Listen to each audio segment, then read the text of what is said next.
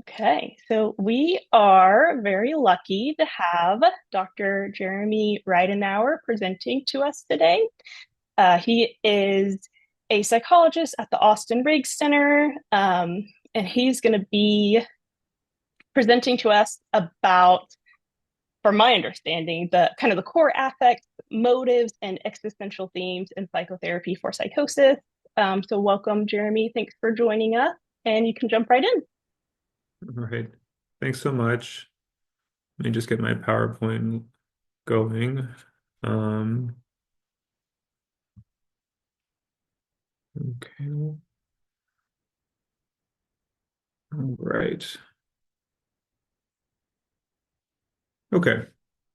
Can everyone see my screen? Okay. All right. So along the way, if anyone has questions, feel free to just jump in.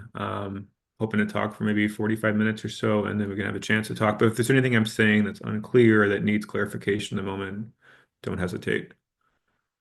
Um, All right. So I wanted to first off just introduce myself and then the project more broadly. So I'm a psychologist and psychoanalyst working at the Austen Riggs Center, which is a psychiatric hospital and residential treatment center out in Western Massachusetts, in the Berkshires. I came here 11 years ago, mostly to get psychoanalytic training, but also because I was really interested in working with people with psychosis. And the one of the unique features of Riggs is that we see people 4 times a week. So it's an intensive psychotherapeutic experience. And I was interested in working more closely with people with those struggles and also was drawn to the interpersonalist tradition, which has been present here for over 100 years. I guess we've been around for 100 years, but the interpersonal tradition goes back to Sullivan and Frida from Reichman. Sullivan was at Pratt, and from Reichman was at the Chestnut Lodge, which is a psychiatric hospital in Maryland that shut down, unfortunately, about 25 years ago or so.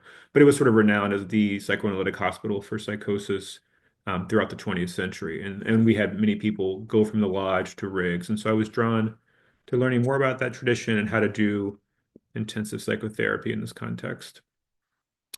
You may wonder how I found my way to merit. I think I was interested probably early on in my postdoc in mentalization and learning more about it. And so I started reading some of Paul's work, and I just reached out to Jay and Paul and struck up a friendship. And over the last, I guess it's been 8 years now, um, we've written papers together. And so this talk will kind of outline various papers we've written over the years. You can go to the next slide. And I've collaborated with many people, Jay, Paul and John Lysaker, Courtney, Bethany Leonhardt, and Ben Buck. So there are about 4 papers, I guess, that I'm going to be discussing today that we've already written, 2 that are under review, and then 1 I'm working on right now on shame.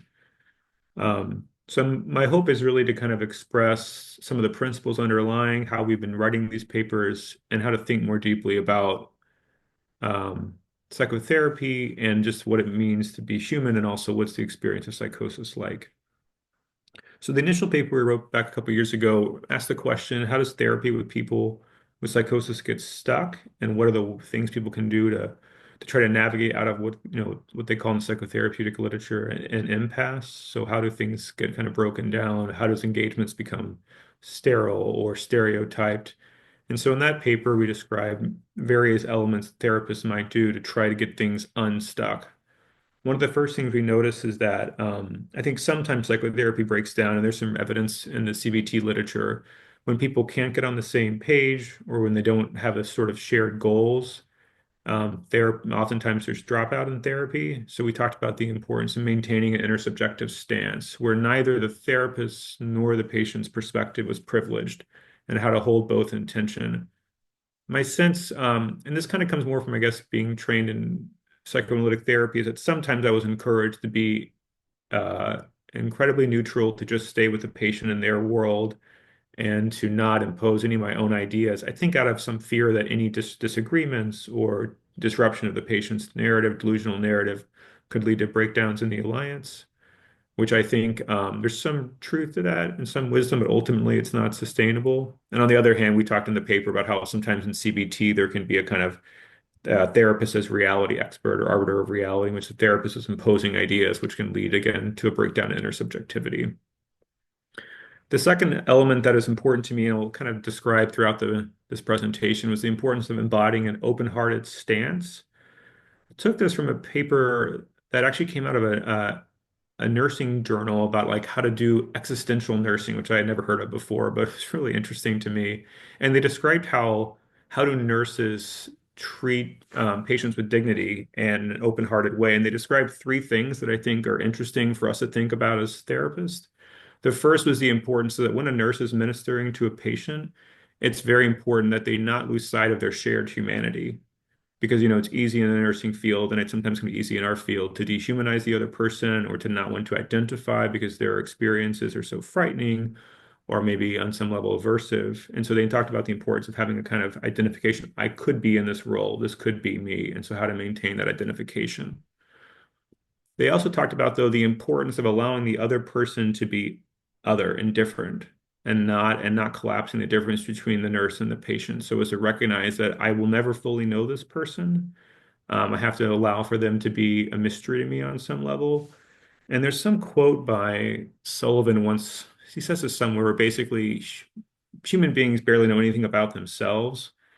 Lord knows we don't know anything about other people. And I think that kind of stance of humility is important because sometimes I think, in our relationships with other people, certainly when you're in a romantic relationship or married or just in a long-term committed partnership, it's very easy to not allow the other person to be separate from our model of who they are. And so really the value of letting someone be different than how we think of them. And so both the shared connection and then allowing the person to actually be different, other, and to be a person who's, in the process, who's different from our conceptions. And the third was how to use technologies to meet the patient's needs as they arise. So I like this idea of kind of open-heartedness. How do we maintain an open stance toward the other person, identify with them while respecting their differences and respecting their otherness? I think that's an important element. And when that gets broken down, when that receptivity is disrupted, it can be hard to have a more vulnerable connection.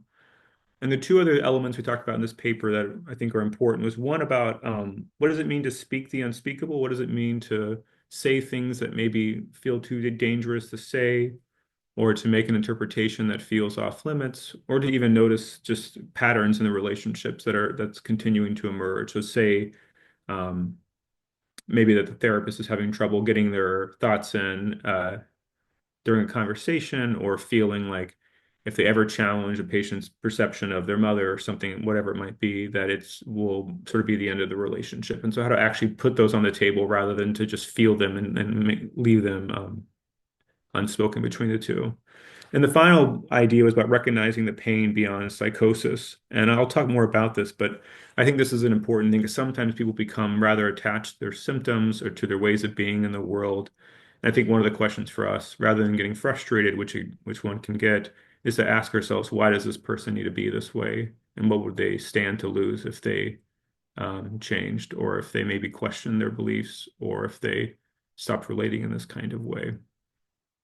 I think underneath all of this is two sort of meta concepts that I think are important in the work, which is both a devotion to truth and love. I think truth is something that we're always aiming for, trying to name, trying to represent reality. Of course, none of us have the full truth, but we're trying to speak to it, understand it, and help someone else find it. And, of course, we're dependent on one another to figure out what is real and what is true.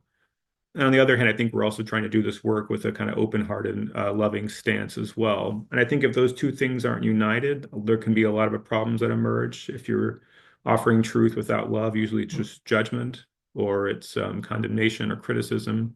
And then if one is offering love without truth, then it's just sentimentality and it's not actually real. So I'll talk a lot about the importance of reality in this presentation, and also about the importance of loving, vulnerable connection. So that was the first paper. And then moving forward, we tackled some other major topics. The next paper was grief and then hope. I've written a paper recently on trust, and then I mentioned three papers that are currently in development or in process, a paper on loneliness, fear, and shame. So you can see underneath all these are kind of looking at some of the core emotions that I think are both, in some ways, universal: grief, shame, fear. I don't really consider hope an emotion, but it's kind of an emotion adjacent. Maybe at some point I write a paper on anger. and thinking about core interpersonal processes, the experience of loneliness, trust. I'd like to write a paper in the future about dependency, and then broader kind of issues having to do with existential states. I would think of hope in that context, meaninglessness, authenticity, maybe death, autonomy. Um, and I guess I'll lay out why I think this is important, but I've been interested in delving deeply into these topics and trying to think about what do they say about the human condition, but also what do they say about the experience of being psychotic, and how do we understand the person as grappling with these very normal, common experiences and the challenges that they encounter in that process. All right. Before I get into some of the content, I just want to say something about the methodology because I've been kind of haven't really articulated this before, but it is something that's been organizing for my thinking. Open to hearing people's thoughts about this, but this has been the sort of way I've gone about trying to find topics and think about them. The first is to identify a concept that's central to the human condition and relevant to psychosis. So, like in this most recent paper written on loneliness, certainly everyone right now is talking about loneliness, I think because of COVID, and then for other reasons, technology, other kind of social factors that are intensifying loneliness, polarization. And then interestingly, of course, in the there was a part, I think there was a survey that came out in Australia, and they asked people with psychosis, what's the biggest barriers to recovery? The biggest barrier I think that was identified was money. The second was loneliness, and the fifth was symptoms. So I thought that was a pretty telling statement about what actually matters to people, what do they care about, and what do they need. And so loneliness was certainly something that we thought was important to discuss and tackle. The second was some of these concepts like loneliness or hope are not so easy to define. And so the importance of exploring these concepts from the philosophical literature, psychological literature, to try to understand what these ideas actually mean. Because sometimes we'll use them in everyday speech, but what is shame? What actually constitutes loneliness? For instance, in the loneliness paper, my bias is that I tend to be more interested in philosophy than psychology at times because like psychologists define loneliness. This is in like if you read like schizophrenia bulletin articles on it, it'll always say loneliness is when people are dissatisfied with the quantity or quality of their relationships, which is probably true, but not terribly interesting as an idea. Whereas when I was reading some philosophy papers, I found this one idea that I stayed with me, which is that loneliness emerges when someone has a notion of a social good. They have some idea that there are social goods they want, maybe a community, a romantic relationship, friends. Those social goods are desired, and those social goods feel out of reach for whatever reason. And so then in the paper, we describe sort of, okay, how does it, what happens if someone doesn't even have an idea of a social good? What if they've given up on other people? How do we understand that experience, demoralization, social defeat? And then why would someone feel like social goods or relationships are inaccessible? And so what kind of creates those barriers, internal barriers like stigma, interpersonal ones? The experience of psychosis itself can be a barrier to connection if one feels like a central aspect of one's experience can't be recognized. That certainly creates loneliness. If you have a core part of your identity that you feel you have to keep under wraps or other people don't recognize or appreciate, it can leave one feeling pretty lonely. A third kind of aspect of these papers have been trying to review also first-person accounts, so not just listening to what smart people say, but also just what other people with lived experience actually say, so we get a kind of broad representation of how people actually experience this in their lives. So that's important as well. The fourth then is think about how this concept is uniquely experienced by someone with psychosis and what may prevent them from experiencing it. So even though loneliness is reported at much higher rates with people who experience psychosis, it doesn't mean everyone experiences it. And I think oftentimes there are barriers to accessing it. So maybe someone doesn't have, say, the metacognitive ability to even identify, oh, when I'm in my apartment by myself and I start to feel emptiness in my stomach, that's actually loneliness I'm feeling. Maybe they can't even sift through their emotions enough to know what they're feeling. Or maybe it's so painful that they've kind of had to give up or push away those feelings. We talked about like what happens when someone has interpersonally resigned themselves not to have relationships that could ward off feelings of loneliness. If you don't want connections and you don't have to feel lonely, but then of course a part of you is kind of dead and not really alive to your own life. And then the last part has been trying to explore how this concept might be shared by both therapist and patient, because obviously it's not just patients who have these emotions or go have these experiences, but they're shared and to some extent need to be reflected upon. So that kind of leads to the next slide, which is the importance of incorporating the therapist perspective. So sticking with the loneliness idea, we looked at the literature, for instance, Frida from Reichman, who in many ways is a major inspiration for all the work I've done and for my career. I just recommend too, if anyone wants to learn more about her life, Gail Ornstein wrote a beautiful biography called "To Redeem One Person is to Redeem the World." It's a really beautiful study of the history of Chestnut Lodge, but I think also more broadly the history in America of trying to do psychotherapy with people who have been diagnosed with psychotic disorders. And it kind of gets into her life, her devotion, and her innovations technically and theoretically. While she was dying, she wrote a paper called Loneliness, which was published posthumously. And interestingly, the psychoanalyst Melanie Klein also wrote a paper on loneliness at the point of her at her on her deathbed as well. So there's something about death and loneliness and how we reflect on these experiences, I think. And Fromm Reichmann was a lonely person in many ways. She actually lived at the hospital. She was married to Eric Fromm, who I think did not treat her well. They got divorced and she never remarried. So in some ways, I think she knew about loneliness. In this paper, she makes a lot of different interesting points about loneliness, including the idea that um, therapists who can't tolerate being lonely may not be able to actually tolerate doing the work because being lonely, allowing someone to be separate, suffering the experiences of being shut out by a patient is very important. And she sort of cautioned against therapists who are so ambitious to have connections or so eager to connect that they might actually scare away people who need distance, who may be mistrustful, and that we have to be able to tolerate loneliness. Partly, I think, to respect the need for the other person to be separate and to have their own boundaries. But I think also because if you aren't able to suffer loneliness in the room, perhaps you also don't appreciate the fact the person is showing you what it's like to be in their world on some level. I know I've had the experience before of feeling shut up by people and feeling lonely, wanting to connect and feeling it was impossible. But on some level, I had to think, okay, but I'm also getting an experience of what it might have been like for them growing up in their family, or what it's like having psychosis and needing to hide and being and living in a world that can be inhospitable to one's very existence. Similarly, in this paper we've recently written on fear, we've talked about patients' fears, common fears they have, fears of stigma, fears of frightening symptoms, uh, scary thoughts, fragmentation, the experience of becoming psychotic again, and all the losses and terror that can come along with that. But then also looking at therapists' experiences of fear. We talked about the fears of harming patients, the fears of feeling inadequate. And then there's a lot of interesting research coming out on also interviewing therapists about their own experiences of kind of momentary disorganization and the experiences of feeling temporarily psychotic, sitting with someone who's very fragmented. The I've certainly had a lot of transient fears, the experience of kind of even feeling physically or somatically disturbed.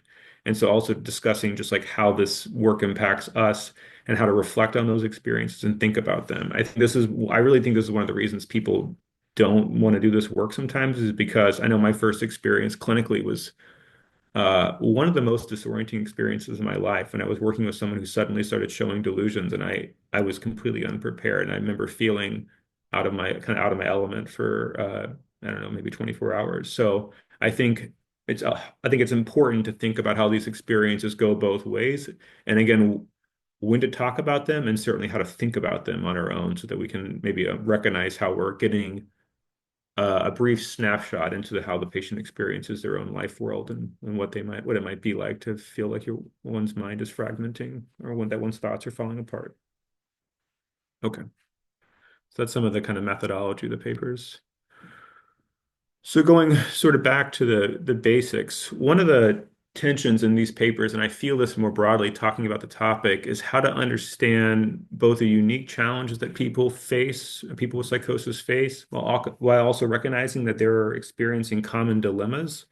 I think sometimes we can err in two directions. On the one hand, I see at times people, for instance, people who study the phenomenology and the kind of self-disturbances in schizophrenia and psychosis really get focused on how people with psychosis are different, how their experience of time or embodiment or their mind are different. And while those are important things to know, I think it does run the risk of treating the person with psychosis as exotic or other and losing out on their kind of shared humanity.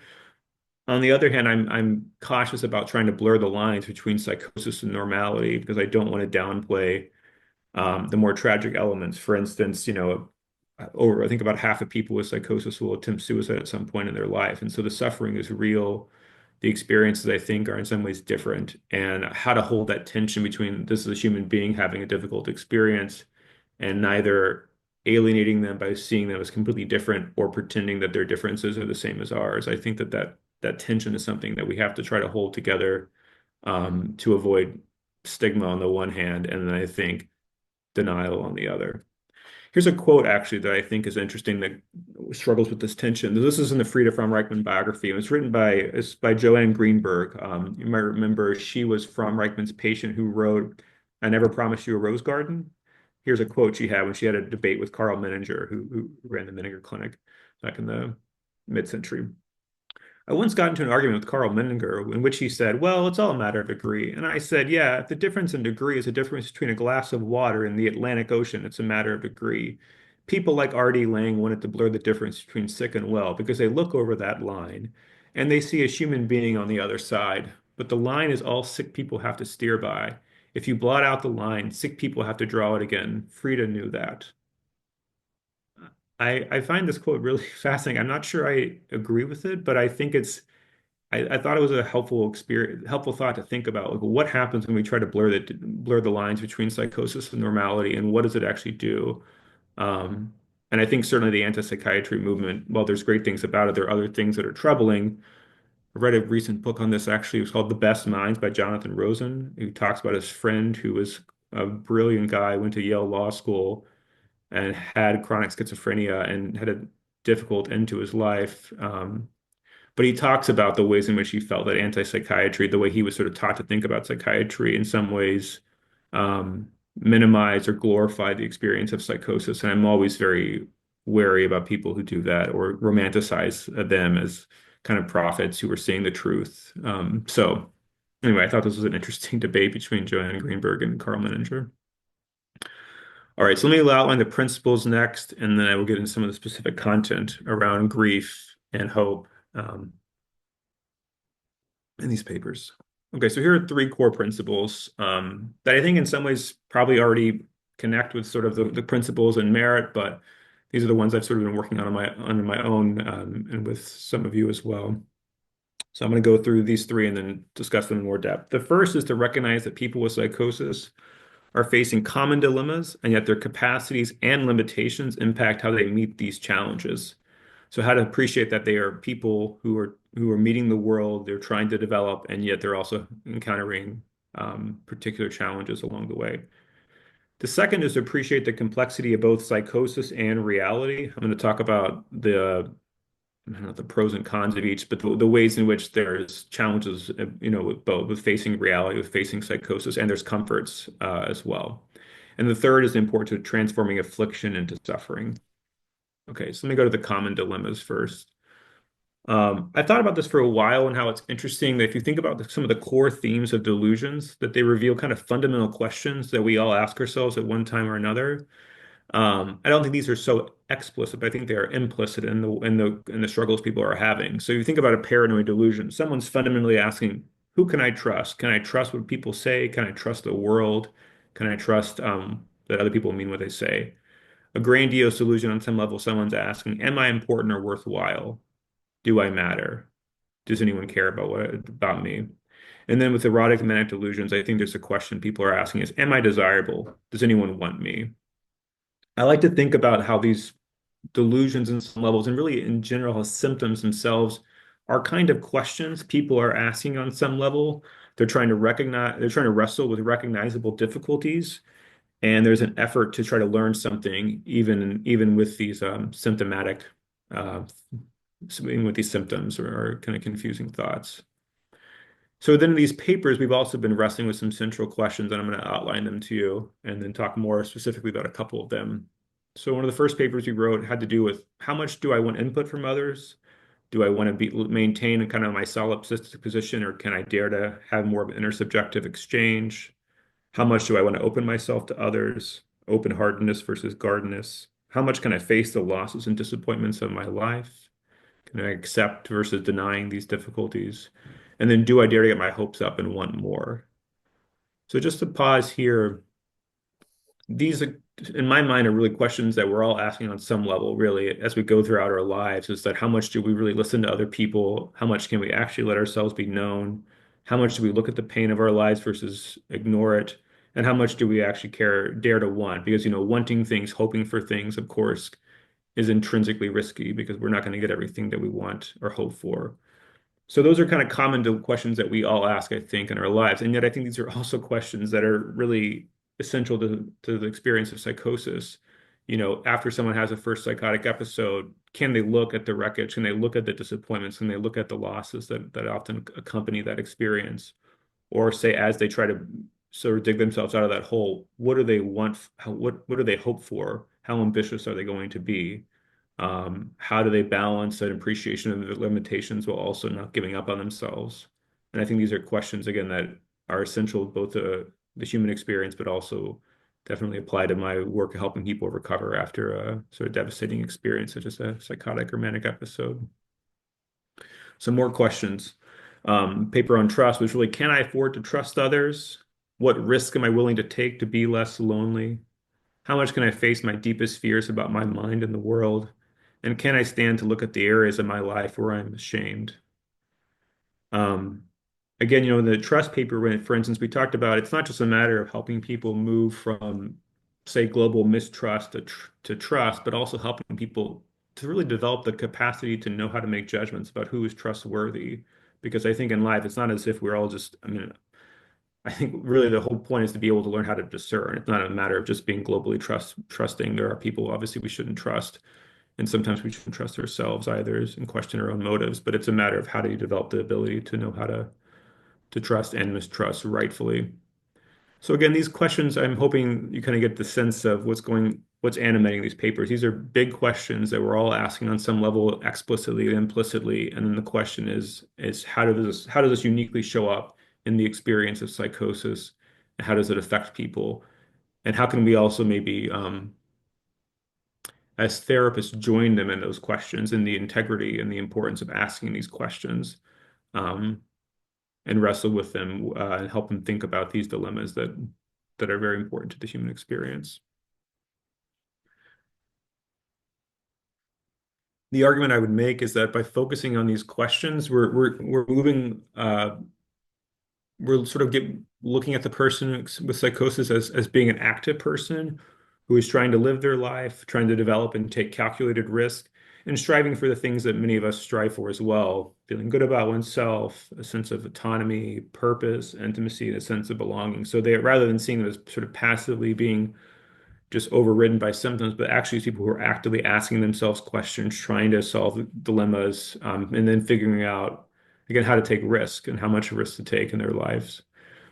In a lot of ways, I was very influenced by McGlashan's work, and just thinking about the importance of recovery styles and how people actually recover, and how people are trying to move through their life as they think about these experiences, and how the person is going to incorporate the psychotic experience into their narrative, or if they're going to simply seal it over and not look at it and block it from their awareness. I think this is an important dilemma, um, and I certainly think there's a lot of opportunities for growth, as someone tries to figure out how they're going to wrestle with what this experience means.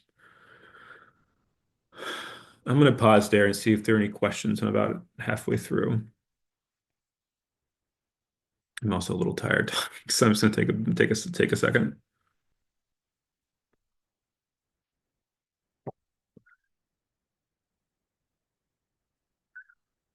Okay, I'll keep going. We have a conversation at the end. So the next paper we wrote about was about loss and grief and psychosis. And So in the paper made a couple arguments. The first is that loss is a central theme, although interestingly, there wasn't a lot written about it. I was kind of surprised doing literature review, but we identified numerous losses people often encounter after a psychotic episode. So this could be everything from kind of a loss of self-esteem. Maybe the person lost relationships. Sometimes people will say send scary messages or confusing messages on social media or text people, and sometimes people pull away as a result. There can be sometimes loss of cognition, a loss of job, loss of time, and then also at times we talked about the ways in which losing a symptom, for instance, a grandiose delusion or losing voices can actually in and of themselves be a loss and a challenge for someone as they move on with their lives. So we describe kind of three reactions people can have to these losses. The first, and this kind of already goes back to the recovery literature, which is that people can simply deny that they're having that they had a psychotic episode. They can seal it over. They can ignore it.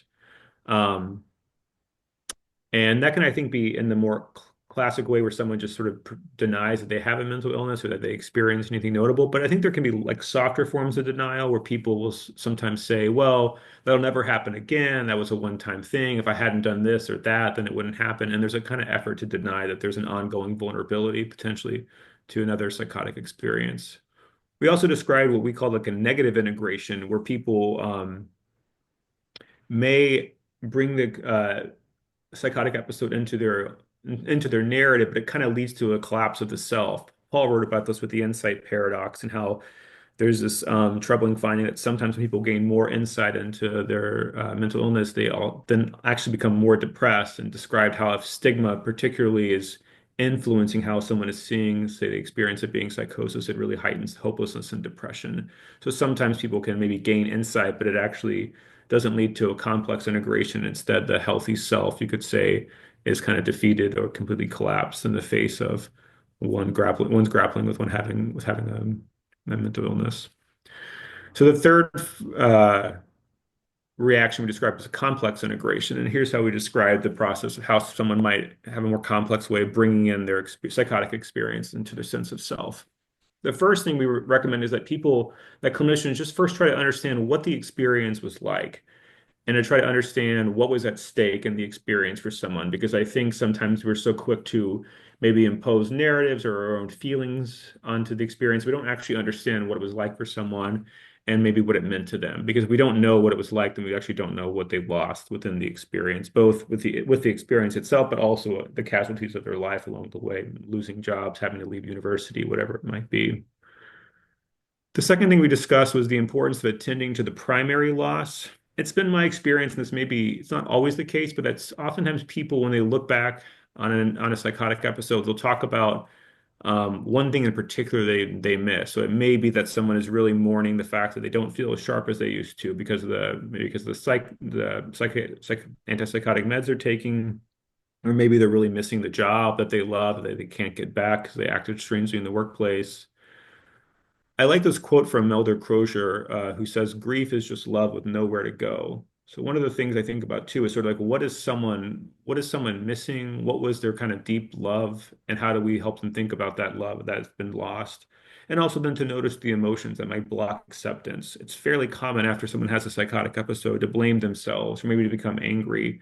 And while anger and guilt or shame, self-blame is important, it can also block the acceptance process and maybe hard for people to really just come to terms with, okay, this is maybe an ongoing struggle. How am I going to live with this? How am I going to try to handle this, as opposed to just being blaming oneself or blaming other people for what happened. The third is to explore the meaning of the psychotic symptoms and their identity implications. I think particularly when say someone's been having delusions for a period of time, it may become more central to how they see themselves. And so, say if someone then reconstitutes, no longer is under the sway of the delusions, that there can be a sense of that one has lost a sense of self, sometimes a sense of being special, or even just a sense of connection to the universe. And so, it's important to figure out sort of how do they think about the symptoms, what were their spiritual meanings, what did they imbue to them, and then also understanding how that impacts their identity going forward. The fourth is integrate psychotic vulnerabilities into one's sense of self. So again, I've been saying this kind of throughout, but how does one live with the kind of ongoing awareness that I am at risk potentially to have future psychotic episodes. I think this is the struggle here because I think we don't want to be in the business of saying, well, we know you're going to have schizophrenia. This is going to be a lifelong struggle. You have to take meds. I think we don't want to speak beyond our expertise. That can be something um, kind of hyper conventional in biological psychiatry where we talk as if we know how someone's course is going to be. We often don't know after a first episode. So how do we kind of balance, this may be an ongoing struggle. There are certain ways you may need to protect yourselves. I often, suggest people not smoke cannabis because I think that can be a potential strong risk factor. So then how does someone come to terms with, given this vulnerability, how am I going to live my life differently? How am I going to think differently about myself as a result? And then the fifth factor we described was the importance of fostering realistic hope. I'll talk a little more about hope in a minute, but I think this is an important thing because I think even though we have to help the person, I think, integrate this vulnerability, we also want to help them not lose their sense of hope. And there's a paper by Searles that he wrote. I'm blanking on the name now, but he basically describes, I think it's on the development of mature hope, actually. And he discusses how one of the ways people develop hope is by actually learning is through the experience of successful grieving. That when one faces a major disappointment in life, say a divorce or a loss of an important relationship or getting fired from a job or developing an illness or some kind of major setback or disappointment, whatever it might be, one way someone feels hope is that one actually can weather that, can face disappointment with a trusted other, and come out on the other side. Of course, there's always going to be scars, pain never goes away. But knowing that one can actually survive this tremendous setback or loss allows one to have some confidence that, despite what life throws my way, I can still manage, I can still go on. So I think that's another thing is that if we can help someone really grieve and come to terms with the psychotic experience, what it meant, what it means for their future, this might allow them to develop the capacity to not to have hope in their ability to cope and deal with difficult things in the future. So I've been talking more about grief and loss in the context of psychosis, but in the midst of this paper, we were also talking about how loss is it's a kind of, well, it's a universal experience, but it's also something that usually happens in late adolescence, in the early 20s. One way of thinking about it is that, a young adult goes out into the world, maybe they have their first job, they go to college, and they invariably suffer a setback. Maybe they go to school and they realize they're not as smart as they think they are, or they go to they get fired from their job, or they have their first romantic breakup. And I think this is a question really is as someone faces a sort of first major setback to their own independence and autonomy, there's a question of whether they're going to ask themselves, what can I learn about myself from this experience? If they ignore those questions, if they ignore the pain, they may be able to still feel good about themselves, but this prevents them from learning, from developing, from figuring out how to master challenges. And people who refuse to learn from loss often get kind of stuck in time and really attached to a kind of former ideal self. They actually can't come to terms with, well, how do I explain this? We all participate in our own lives and our own suffering on some level. And so the question is, how do we think about our participation in that? And then what can you learn about yourselves and your own vulnerabilities along the way? So, as we're writing this paper, we're trying to think about this is a problem in psychosis, and it's also a problem in early adulthood. And so, to some extent, we're trying to help people anyway, just trying to toggle back and forth between the kind of normal quote unquote human development, and then also the experience of what it means to encounter a pretty significant loss, in terms of a psychotic episode. All right. I think by focusing on these common dilemmas, one of my hopes is this is actually kind of an implicitly anti-stigmatizing approach. One of my, I guess, beliefs is that, I think stigma isn't as simple as just monitoring our thoughts about other people or trying to not have prejudicial ideas, but it's more fundamentally about the lens through which we look at other people.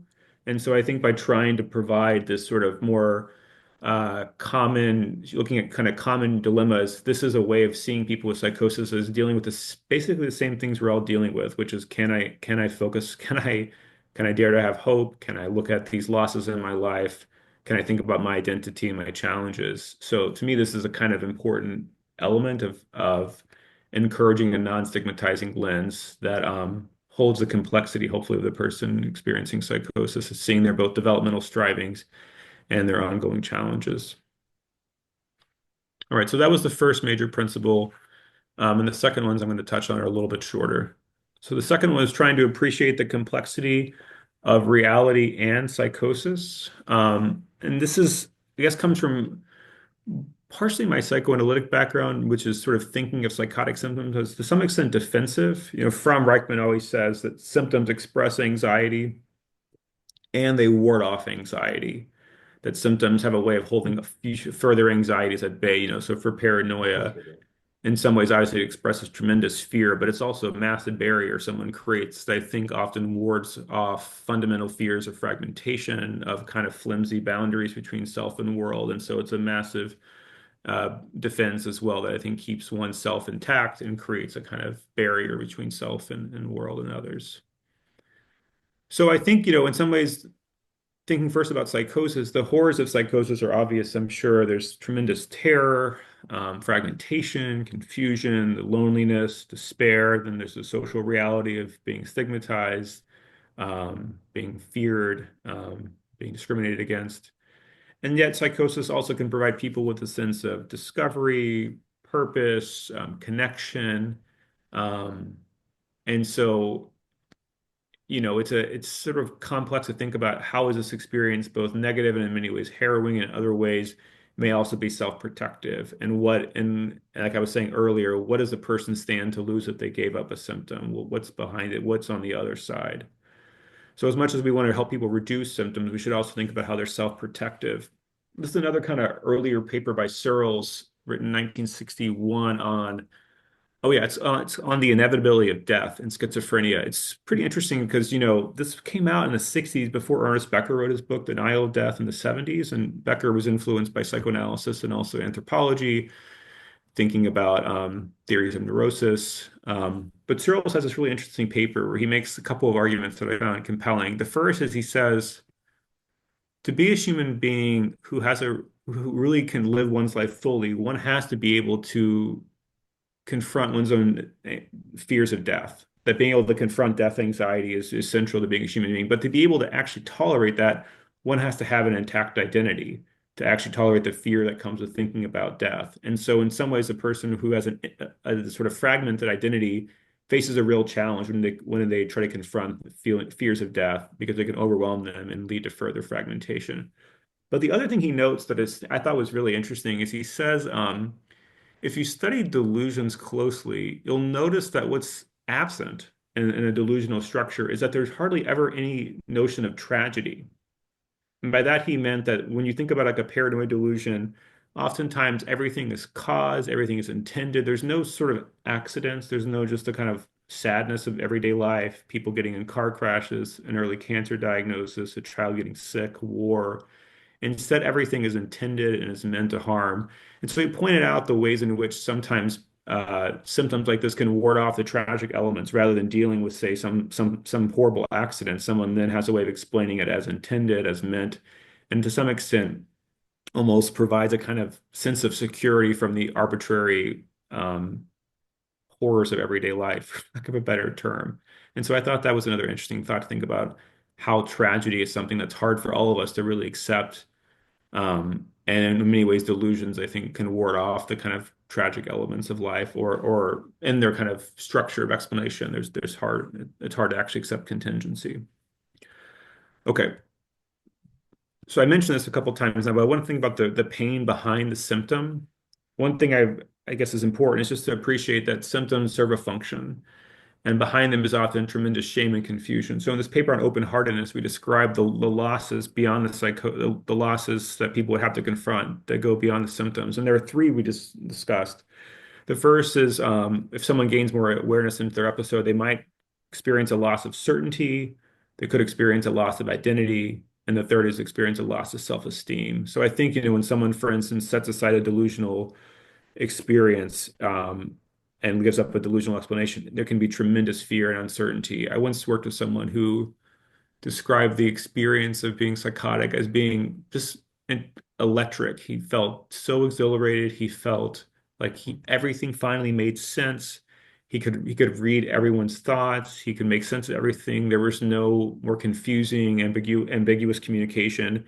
And we talked about how something about that was very appealing, and at the same time, it couldn't really be shared with others. And so I sort of compared it to Narnia. I said, it sounds like an enchanted place, but no one can go there with you. And so you're kind of alone with this experience. But there's a loss of certainty, I think, that is quite hard to grapple with. The second is a loss of identity. Certainly, when people's delusions become more central to their identity, if they start to recognize, what if this isn't true? Or did I make this up on some level? I don't understand this.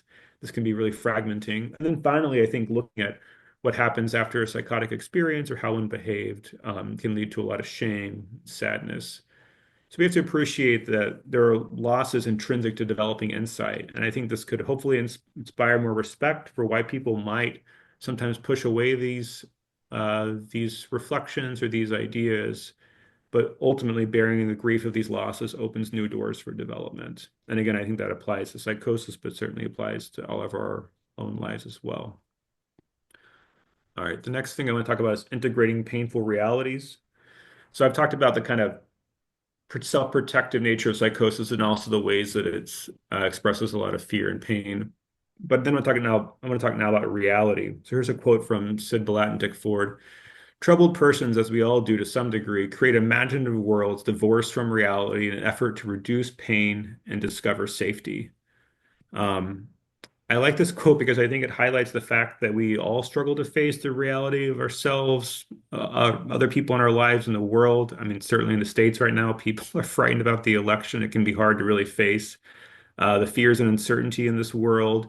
And, there's some research on depression about depressive realism. When people are depressed, they actually have less illusions. They're not as self-serving in the way they think about themselves. They don't have as favorable, kind of delusionally favorable self-comparisons.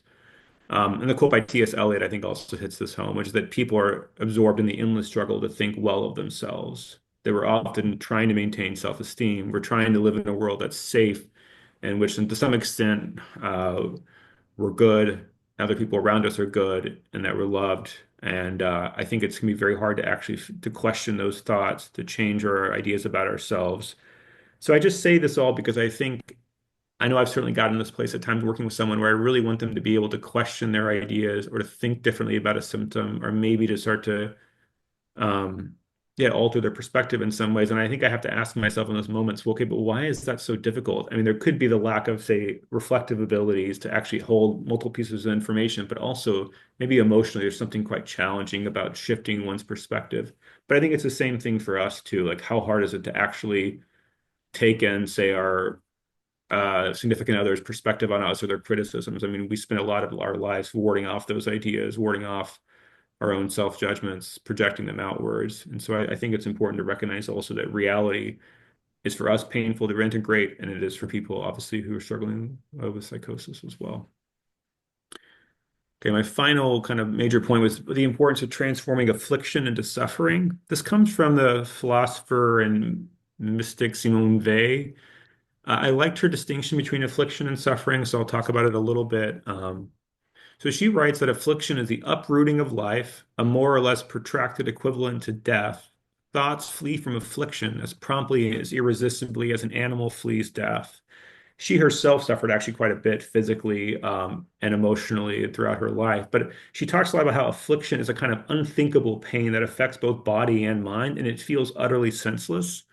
In her book, Waiting for God, she has this distinction in this chapter about how um, she points out in the Gospels when Christ is on the cross, he has this famous saying where he says, my God, why have you forsaken me?" And she says, in this moment, Christ experiences affliction because he completely loses perspective on what's going on and kind of is just so absorbed in the pain that he loses all sense of meaning. Where she points out early Christian martyrs, for instance, who were killed, they're not suffering affliction because they know why they're dying. It's sort of meaningful. It gives them a sense of identity and purpose. That's suffering. And so affliction is sort of suffering that has yet to be thought about, that just fragments of someone's sense of self, that feels meaningless. And I have this quote from a person about this sort of experience of just falling apart, the sense of core self being perforated. I think oftentimes people are showing up to us because they are experiencing this as a kind of completely unwanted, frightening intrusion into their lives. And so, how do we help people transform something that feels like an affliction, that often feels extremely unfair? Why is it that, I have this problem, but my brothers and sisters don't. These kinds of painful questions, or what does this even mean? This feels like it's complete. I feel kind of persecuted or um, just beaten down by this experience. And so I just think the idea of affliction is helpful and interesting to think about. How do we transform that kind of pain into some meaningful suffering that can ultimately be reflected upon and hopefully redeemed on some level? So making sense of psychosis. So helping a person sort of face the pain, name that experience, bear those feelings, and then integrate it into their life story allows them to kind of bring it into their identity, to make sense of it. And also, when we wrote this paper on hope, I was surprised how many people with psychosis really identified spirituality or faith as a major source of hope, and how clinicians should also help people think about the potential spiritual implications. I've definitely worked with people who are certainly have wrapped up their psychotic experiences into a spiritual worldview and perspective. Um, and so I think it's going to be helpful to think about that element, and also just to recognize that in the post-traumatic growth literature, many people describe important spiritual and religious developments after a psychotic episode. Some people describe more compassion for others, or maybe they even participate more in a faith community. Um, so I think that's another important element that sometimes we don't appreciate, but that can give people another way to think about this experience and to reflect on it and deepen their own lives. Ultimately, learning how to suffer well and make meaning of pain allows people to have richer lives with deeper connections and a sense of wisdom. So I think we are trying to help people, again, move from affliction to some kind of wisdom and hopefully a sense of solidarity with others. All right. There was a writer, Frederick Buechner, who wrote about this idea that has stayed with me for the last couple of years. And we referenced it in the grief paper, but I wanted to share it with you because I find it inspiring and interesting. He himself suffered in his own life. His dad died by suicide when he was only 10 years old. In many ways, his life was wrecked by that experience of suicide in his family. And he wrote about the importance of telling secrets, about how we all have secrets to tell in our lives. And apparently, one time he was giving a talk down in Texas, and after the talk, this man came up to him and said, "Fred, you've been a good steward of your own pain." And so he thought about that. What does it mean to be a good steward of one's pain? And he describes in this book chapter the ways people mishandle pain. He describes how people can sometimes bury it and then they refuse to grow. They use it as an excuse for the failures of their lives, or they turn into some kind of sob story to make other people feel sorry for them. So we can bury our pain, we can use it to justify our failures or the ways we harm other people, or we can kind of use it to garner sympathy, but it doesn't actually lead to deeper reflection or concern for other people. So I guess one question I ask myself a lot, both with patients, but I guess also just more generally, is how do we help people with psychosis learn to suffer well? What do we have to bear on their behalf to lighten their loads? And sometimes I feel like this bearing is a very private experience, and sometimes it can be with the person themselves. I worked with someone for a long time who lost a parent at a very young age because of cancer, and I don't know if you guys have ever had this experience, but usually when I cry in therapy, it's because I'm crying with someone. But I've only had the experience of crying by myself when I'm working with someone who's psychotic, basically. And so I've had the experiences sometimes of crying for this patient about this painful loss while the person sits there and doesn't get emotional at all. And so I thought about like, what is it that we're having to bear? I mean, often it's a private experience, but sometimes it can be important to figure a way of also saying, I think I'm feeling this sadness because I'm coming in contact with what it might have been like for you as a little boy to lose your parent. And so how do we also stay alive to that pain and help bring it back? And there's a psychoanalyst, Adam Phillips, who says everybody is dealing with how much of their own aliveness they can bear and how much they need to anesthetize themselves. So how much can we tolerate actually being alive? And being alive, of course, is not only being alive to the joy of life, but also to the pain that comes with being alive. All right, two more slides and I'll wrap up. So in a paper on hope, we wrestled with how to define it. And one of the things we kind of argued is that hope is not optimism. It's not wishful thinking. It's not escapism. And we use this idea from Matthew Radcliffe, who's an interesting philosopher who writes about philosophy and psychology. And he has this idea of radical hope, um, which is he basically makes a distinction between radical hope and intentional hope. And intentional hope is something you might hope for, like you hope to get into university, you hope to have this relationship, you hope to make money or whatever you might hope for. But then he says radical hope is a deeper structure in the mind and one's being, which is the kind of background conditions that allows us to generate particular hope. So it's the kind of hope generating machine in the background of our lives that allows us to even dare to have a particular hope. And he makes the argument that sometimes people's experiences of being demoralized, of a tremendous adversity or trauma, or maybe some severe mental illness might damage that very capacity to generate particular hopes. And so in this paper, we argue that therapists, I don't believe can just deposit hope into a hopeless patient, but instead it's a kind of implicit process that can be cultivated through helping someone develop a sense of agency, that they can actually accomplish things in the world, to feel some sense of belonging, that they know that they matter to maybe to their clinicians or to a peer group or to their family, and also wading into processing hopelessness. I think people lose hope because they often can't, again, bear feelings of hopelessness or loss. And so, how do you help them bear those losses and clear space with hope where they can begin to hope more and want more? And again, tolerate the pain that comes with hoping. Hoping is not it's an ambivalent experience it's an ambivalent experience, I think. So I want to go back finally to the thing about hope in the heart. In the hope paper, we also quoted from the artist Nick Cave, and he defines hope as optimism with a broken heart, which I really love this idea because something about the importance of having a broken heart and the fact that hope, again, for hope to have a broken heart, that means that hope has looked honestly at one's own life. You're looking honestly at your life and the pain of one's own life and the pain in the world, and you're still moving forward. So one's heart is broken because one's looking at one's pain. I once worked with someone, I said to him, your heart's broken, but it's not bleeding. And that can lead to a serious problem when your heart's broken and not bleeding because hearts, and this is something I really believe, is that hearts really need to bleed. And my experience of doing this work is that it's broken my heart certainly many times when seeing someone going through a horrible experience or watching someone's family members come to terms with the mental illness of their child, and it can be a very painful experience. But I guess one thing I would really argue is that hearts need to bleed because from that river of life flows both, or from that river of blood flows both life and pain. And ultimately, if we can actually process the pain of our lives, help the people we work with feel and process their pain, it ultimately allows for their hearts to get bigger and for them to have more compassion for both self and other.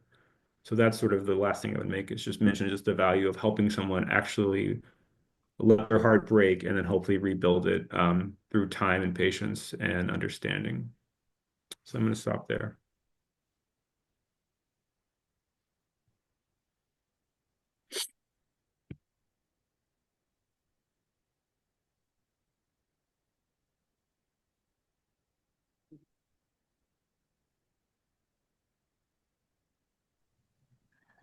I had a question. I'm wondering, so much of this is like uh, your own openness to feeling someone's pain, to feeling their experience, and to let yourself be troubled by it and look closely. I'm wondering how you think this would lend itself into like supervisions when you have a supervisee who's sort of not sold on this as like a primary goal of being a therapist and like a supervisee who's sort of closed off to pain or who realistically might, work in like a community mental health center where you're seeing 10 people a day, where all day these are kinds of difficult to tolerate things Right. and they run out, by 10 in the morning. Yeah. Um, I mean, I think we have to be, I mean, it's an interesting question, right? Because I think to some extent we have to be um, patient with our supervisors to figure out, how they come to adapt and make the work possible because it can be, certainly difficult and emotionally challenging to bear the kind of work and sometimes the despair that comes being part of it. I think the other thing to think about that's a bit challenging is how to also respect the supervision boundaries so as to not get into kind of in a therapy role with the supervisee, but to try to understand, like are there like what are the thoughts or maybe what are the fears about actually opening themselves up to their pain? I think certainly This article I read, I wish I could remember it off the top of my head, but it talked about, again, the fragmentation that people experience. They really did a lot of great interviews with therapists who described how disorganizing it was. I think that's quite frightening, actually. If you really like listen seriously to someone's delusions or disorganized thinking, I mean, it can scramble one's own thoughts. So I think trying to appreciate also to what extent that disorganization might be the thing that the person is blocking or is frightened of, and maybe using one's own experiences judiciously at times to share, this is my experience when I got really close to them, or this is how I felt when I watched my first person I worked with who had a psychotic episode and the helplessness. And for me, it was like guilt or impotence, whatever you might feel. So as to also provide a way of processing. Um, but it's a little hard for me to think about if someone is so closed off. Man, I don't know how one's really I'm not trying to say this, like how is someone actually living a full life if they don't believe that pain is part of life? I mean, it just seems unavoidable that to actually be a decent human being, one has to be alive to pain.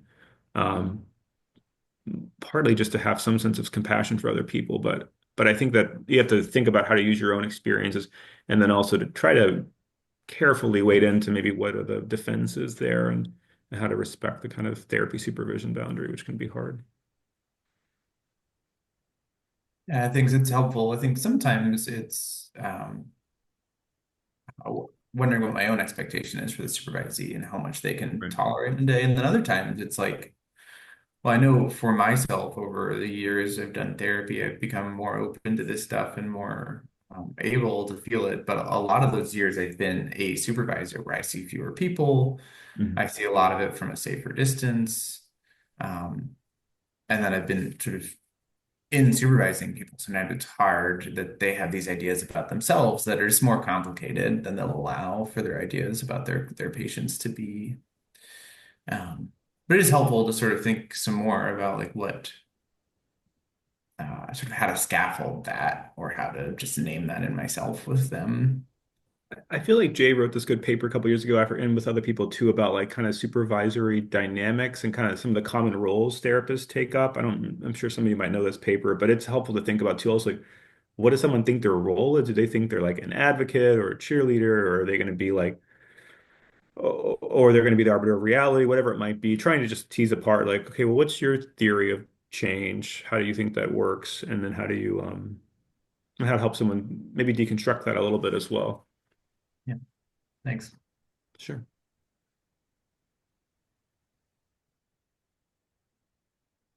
Courtney, do you mean to call on people? Are you going to call on people or? Oh, whatever works best. Also, feel free just to jump in and start chatting just for open dialogue purposes. So I see two hands up. Whoever wants to jump in, go for it. Um, yeah, this is Sushil from Florida. And some of the cases that you mentioned are of people, who've gone to college and, to become psychotic. Um, but we have so many people who become psychotic in so many different ways. Yeah. We have people who are autistic and who become psychotic. We have low functioning people who become psychotic. So they may not have a sense of loss, per se. They may just be hurtling into this space of no return. Um, and I was reading a paper by someone recently where they talk about psychosis as a libido turn inward. So I just wanted to get your take on that. Yeah, for that grief paper, we reviewed some literature and interviews people have done with people with schizophrenia, some people who had their first break, some people who had more chronic issues. And most people could identify loss, some kind of loss. It may be something, um, yeah, some various losses, like I was saying, relationship losses, maybe a loss of how they thought about themselves. So I do think there is often a loss, but of course, like I was saying, you have to really do an inventory to figure out what's been lost. It may not be that someone was on the road to becoming some really successful, whatever, person, but nevertheless, I think people often do experience loss and just trying to understand what that might be, including it could be like oh, I'm worried now I'm going to end up like my uncle who no one talks to in the family, or something simple. It doesn't have to be some major ambition. But I do think people usually experience loss. But then again, I think if they're unable to identify it or if they deny it, then one has to also ask oneself, why is that so hard to ask? Why is that so hard to face? And again, what might be blocking that confrontation?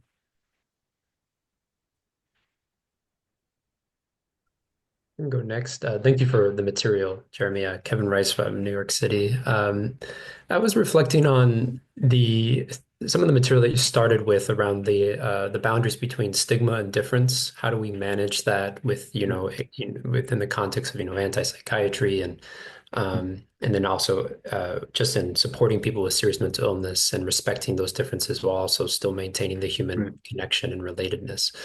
Do you have any advice for, or have you had any thinking around how that translates to kind of maybe not in a treatment setting, but how people kind of comport the stigma and difference thinking and like maybe in non-specialist roles or people that are in kind of supporting people with serious mental illness and other dynamics beyond the therapeutic dyad?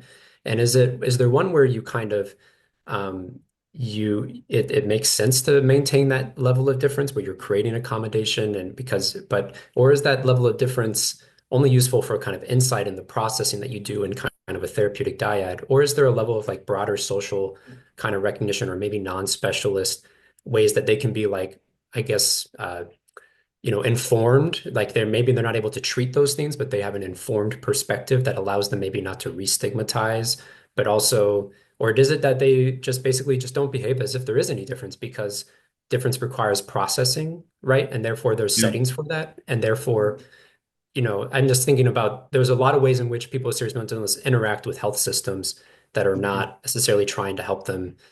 They're there to help them in different capacities than insight and managing how they're kind of understanding and working through their psychosis. So I'm curious what your thoughts are for those in those circumstances. Yeah. No, it's complicated. I think I'm sort of right now very interested in this question because I'm working on this literature review on shame and psychosis and thinking also about the difference between shame and stigma because there's some in the literature around like external shame versus internal shame. External shame is more when you feel like other people look down on you, and that's certainly very related to stigma, whereas internal shame is more about, again, one's own sense of you had some ambition, you had some ideal self that's not being manifested in the present. And so how to make these distinctions, because I think that sometimes they get collapsed. There are some interesting papers I've been reading along the way about trying to move from trauma-informed care to shame-informed care, which I think is another interesting angle to think about, like how to be conscious of the presence of shame and healthcare interactions. These aren't just about psychiatry, but more broadly, how people interact with people with severe mental illness in various settings. So how to be conscious of shame, also helping healthcare providers be conscious like things they might be averse to or things that they might judge, and so how to also raise awareness around shame. But I think this is it's a delicate balance constantly between trying to like recognize someone, recognize their rights, appreciate their vulnerabilities, while also not defining them by those vulnerabilities. And so, I'm sure many of you listened to that Invisibilia podcast out in was it in Belgium about this asylum town? And they talked all about this. It's basically an asylum town where people with severe mental illness come and live with families. They go in town to do psychiatry, but they're mostly just people with chronic psychosis. And what was really interesting in the interviews is they talked about, I think this is interesting, how so much of our approaches are about helping people change, that there's just sometimes a real refusal to accept, like this is this person, this is what they do, this is their struggle. And sometimes we're so focused on changing them that it's actually hard to realize like can't we just accept them? I know this one minister who once said like, and this is kind of negative, but he said like basically people don't change. You'll never love them until you accept that. And the only chance they have of changing is that you actually accept them as they are. So I think that dialectic between acceptance and change is something also to kind of struggle with because there is some ways that I think we have trouble accepting that people are different and maybe have difficulty facing that. Thank And you. there's a lot of pain, I think when we ask people to be different, also like, can you not be this way for me? It makes me uncomfortable. Yeah, thank you. Sure. Hi, Ilanit from Israel. Thank you very much, Jeremy. It was really interesting. And I find myself thinking a lot while listening to you about, well, how being aware. I mean, it's one of the basic things we are talking about with merit and with metacognition, and as clinician and researchers, how being aware of of painful experiences, how it can be really hard, Yeah. and accepting loss as part of life and other painful ideas. So I just wanted to share with you. I was struggling with because I think it's really related to what you said. I was struggling with data on normative population with metacognition scores, and where regardless of the research question, the results were really odd. So I checked the mean and range and standard deviation of metacognition in comparison to similar samples we collected a few years ago. And the scores are extremely low. And it really relates to my experience as an Israeli these days of it's really, really hard to be aware and reflective when you live I mean, for me to survive this last year is being in a kind of adaptive dissociation, if one may say this really complex construct that I just invented.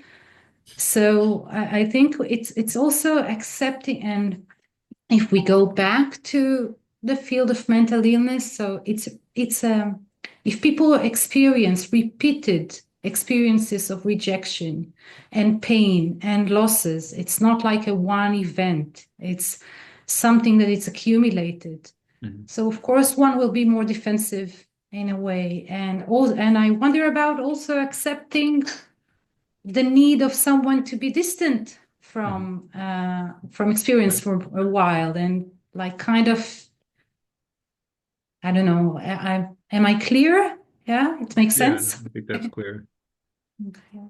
Right. I mean, I think that we have to, that's another actually way of maybe tolerating loss, accepting that there are certain limitations people have. And I mean, also that kind of comes with, I think, accepting our own limitations around like, I mean, I felt this during COVID, certainly, because my wife and I had our first in March of 2020. And it was like a really complicated experience. Like how, like what's the like right amount of fear I should be having about this, about my infant and about the world. And like it was very challenging to figure out how do I survive this while also not turning the world off and turning away from pain, but also like I don't know if I can be a decent parent and also like be tracking like COVID statistics so it's like it's a kind of I think we have to be empathic towards the necessary um kind of illusions or just distance people need from pain so as not to fragment because I certainly think in different times in all of our lives we've had to narrow our vision and selectively attend to certain things to actually manage and my experience though is I trust I think Lacan said like the greatest drive in human beings is the drive to ignore. And so I also do just believe that like the drive to not know is pretty powerful. And so I think if we're trying to introduce things to someone they're not going to handle, like defenses work pretty well. They're out of someone's awareness. So we just kind of have to accept it and move on and not get stuck trying to hammer it in, So if someone needs to block it, then we have to respect that too.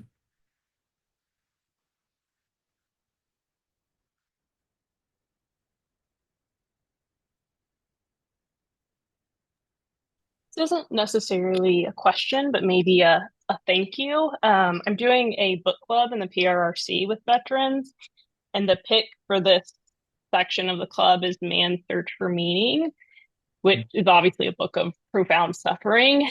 And I've had a pretty difficult time like figuring out how to have meaningful conversations about levels of suffering and what that means and creating meaning from that. And your point about affliction versus suffering really helped orient my own mind. So just appreciation for you sharing that component. That's really helpful for me.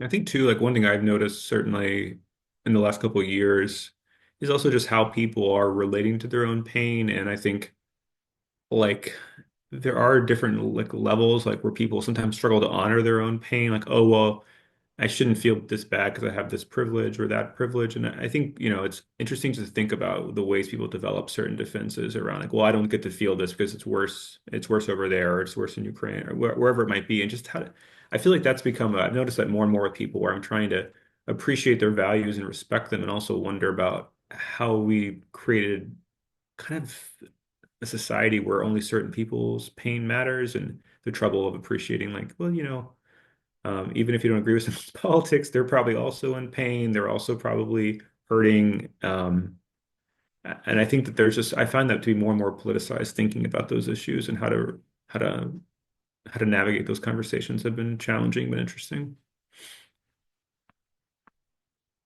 So especially for people who feel such shame, sometimes I feel like, oh, I shouldn't deserve to feel bad because I had this advantage. And it's like, is that self-hatred? Like how do you relate to that kind of experience, or that kind of dismissal of oneself, Um, anyway, I noticed that more, and partly because I work in a setting where it's private, so we tend to have people who are wealthier, so I encounter those dynamics more than community mental health probably.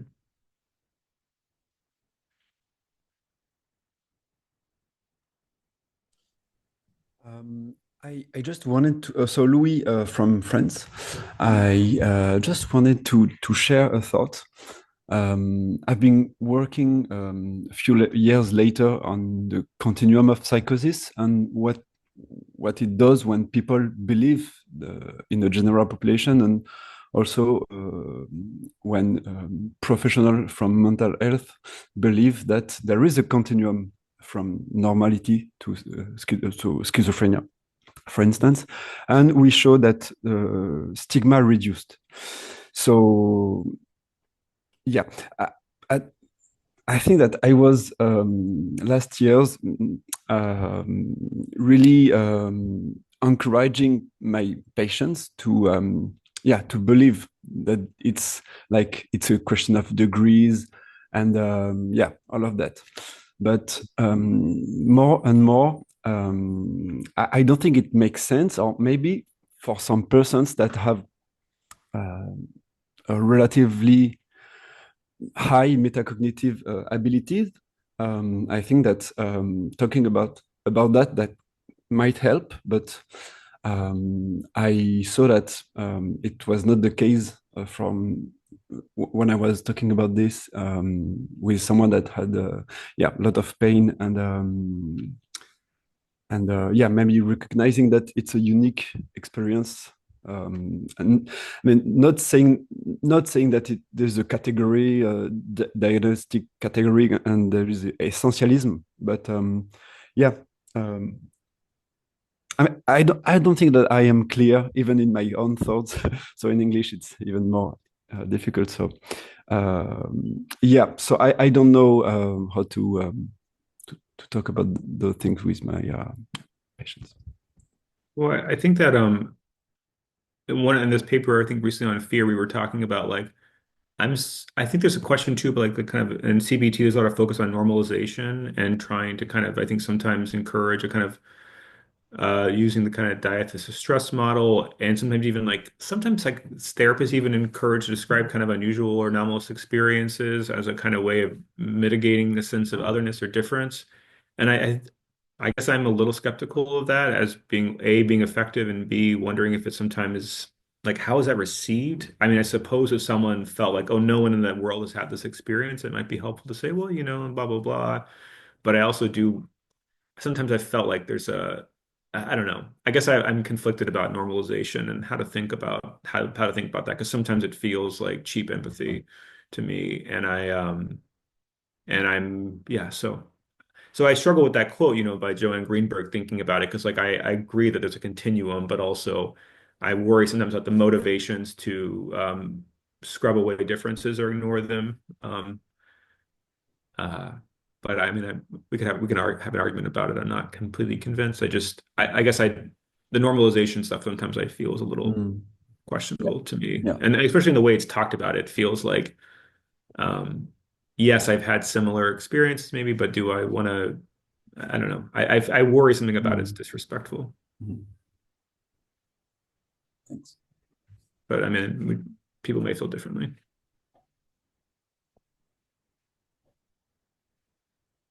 We have just a couple minutes. Are there any last minute final questions for Jeremy before we wrap up?